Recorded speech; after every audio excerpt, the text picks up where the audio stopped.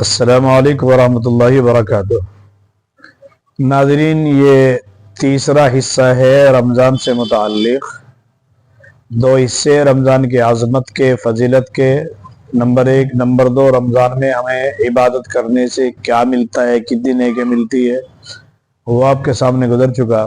اب یہ تیسرا حصہ ہے رمضان میں سستی کرنے سے کتنا بڑا نقصان ہے۔ ناظرین، بہت مشہور حدیث ہے، اللہ کے نبی نے ممبر کے اوپر قدم رکھا، آمین فرمایا، تیسرے پر رکھا، دوسرے پر رکھا، صحابہ کے پوچھنے پر آپ نے ارشاد فرمایا کہ جبریل امین آئے تھے اور انہوں نے کہا میں بددعا کر رہا ہوں، آپ آمین کہیے گا۔ ان 3 اشخاص تھے، وہ ان میں سے ایک شخص وہ تھا کہ ہلاک ہو جائیے وہ آدمی جس کے اوپر رمضان مبارک کا برکتوں والا مہینہ آئے اور وہ اس میں اتنی عبادات نہ کر لے کہ اپنی مغفرت کرا لے۔ تو ناظرین، یہ رمضان مبارک کے اتنی عظمت والا مہینہ دوسری قسط میں ذکر کیا گیا کہ کتنا بڑا ثواب ملتا ہے۔ اور ایک اور بات پہلے قسط میں رہ گئی تھی، پہلے حصے میں رہ گئی تھی، دوسرے میں بلکہ، کہ جو انسان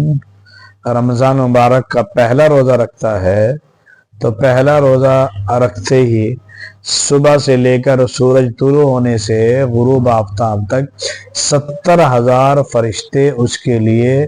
مستقل دعا کرتے ہیں روزہ رکھنے والے بندے کے لیے۔ تو ناظرین، یہ مستقل عبادات تو کرنی ہے، اس میں کرنا کیا نہیں ہے۔ جبریل کی بددعا تو معلوم ہو گئی، اللہ کے نبی علیہ السلام کی آمین بھی معلوم ہو گئی۔ اب ہمیں کرنا کیا نہیں ہے اس مہینے میں؟ ہمیں جو 11 مہینے ہم گندے کام کر رہے تھے، کاروبار جھوٹ بول کر کے کر رہے تھے، اس کو چھوڑ دینا ہے، اور ملاوٹ کر رہے تھے اس کو چھوڑ دینا ہے۔ اسی طرح سے اب اگر کوئی غلط کاروبار کر رہے تھے اس کو چھوڑ دینا ہے، کسی کو دھوکہ دے رہے تھے اس کو چھوڑ دینا ہے، کسی کی عزت اتار رہے تھے اس کو بند کر دینا ہے، اللہ تبارک و تعالیٰ سے معافی مانگ لینا ہے، کسی سے بگاڑ رکھی تھی اس سے معافی مانگ لینا ہے، صلح صفائی کر لینا ہے، اور جتنی بھی عبادات ہیں ان کو پابندی سے ادا کرنا ہے۔ ایک بھی روزہ ناظرین نہیں چھوڑنا ہے۔ بہت سارے ہمارے بزرگ، ہمارے بھائیوں کی عادت رہتی ہے کہ وہ رمضان میں ہارڈ ورک کرتے ہیں، مشکل کام کرتے ہیں، اور پھر اس کی وجہ سے روزہ چھوڑ دیتے ہیں۔ تو ناظرین، یہ بہت خسارے کا سودا ہے۔ اللہ کے نبی نے ارشاد فرمایا کہ جس آدمی نے رمضان میں ایک روزہ بغیر عذر کے چھوڑ دیا اس کی قضا ہو ہی نہیں سکتی۔ وہ انسان الدہر کلی، اگر وہ لگاتار زمانے بھر، یعنی کوئی قید نہیں ہے، 100 سال، 1000 سال، لاکھ سال، کروڑ سال، اگر وہ ساری زندگی روزہ رکھتا رہے لاکھوں کروڑوں سال تک، تو ایک برکت اس کو حاصل نہیں ہوگی جو رمضان کے ایک روزے سے اس کو حاصل ہوتی تھی۔ تو ناظرین، ذرا سی چیزوں کے اوپر روزہ نہ چھوڑے کہ شوگر ہے،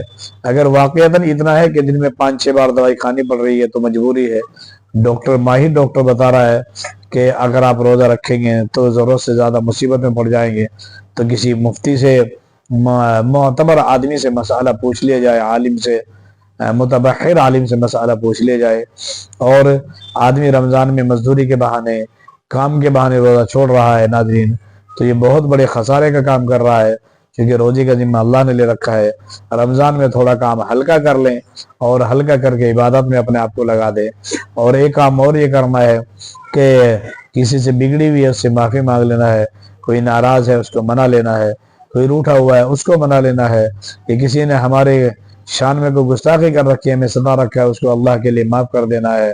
ناظرین، چونکہ جس میں لیلۃ القدر آتی ہے وہ بہت اہمیت کی حامل ہے، 1000 مہینوں سے زیادہ اسے ایک رات میں ثواب ملتا ہے، اور لیکن اس میں بھی کچھ لوگ محروم رہ جاتے ہیں۔ کون ہے وہ لوگ؟ وہ انشاءاللہ بعد میں آپ کے سامنے چوتھا حصہ جب عرض کیا جائے گا اس میں انشاءاللہ میں آپ کے سامنے اس کو عرض کروں گا۔ اب تو یہ تہیہ کر لیں کہ اگر کسی سے لڑائی جھگڑا ہے اس کو ختم کر لیں گے، اگر آپس میں اس کو بھی ختم کریں گے، باہر والوں سے اس سے بھی معافی مانگ لیں گے، چونکہ ناظرین، زندگی کا انسان کی کسی کا کوئی بھروسہ نہیں ہے، کبھی اس کا وقت آئے۔ اب اس سال ہم زندہ ہیں، آئندہ سال تک کون ہمارے میں سے قبر کے اندر ہوگا اور کون زمین پر چلتا ہوا ہوگا، چونکہ یہ ہمارے فیصلے تو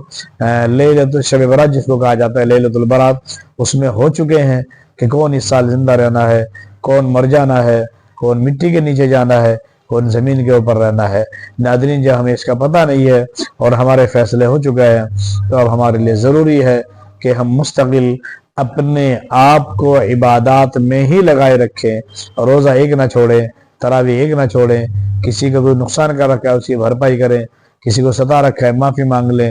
آپس میں جھگڑے ہیں بھائیوں میں وہ آپس میں بیٹھ کر کے صلح کر لیں، میاں بیوی میں جھگڑے ہیں صلح کر لیں، بھائیوں میں جھگڑے ہیں صلح کر لیں، پڑوسیوں میں بگڑی ہوئی ہے منا لیں۔ ناظرین، چونکہ کل قیامت کے دن یہ مستقل لڑائیاں اور جھگڑے کچھ کام نہیں آئیں گے، اور لیلۃ القدر آنے والی ہے، اس میں بھی ایسے بندے وغیرہ سے محروم رہیں گے۔ تو ناظرین، یہ کام نہ کرنے والے ہیں، جھوٹ بول کر کاروبار نہ کرے، گالی نہ دے، برائی نہ کرے، چغلی نہ کرے، غیبت نہ کرے، اور اسی طرح سے روزے کو پاس کرنے کے لیے ٹی وی کے سیریل نہ دیکھیں، موبائل لے کر کے اس میں مستقل سیریل نہ دیکھیں، اس میں دوسری چیزیں نہ دیکھیں، اپنے وقت فضول خراب نہ کریں، بلکہ عبادت الہیہ میں اپنے آپ کو لگائیں، ذکر و اذکار میں لگائیں، قرآن کی تلاوت میں لگائیں، زیادہ زیادہ قرآن کریم کی تلاوت کریں، اس لیے کہ اس سے زیادہ قرب انسان کسی بھی چیز سے اللہ کا حاصل نہیں کر سکتا۔ السلام علیکم ورحمۃ اللہ۔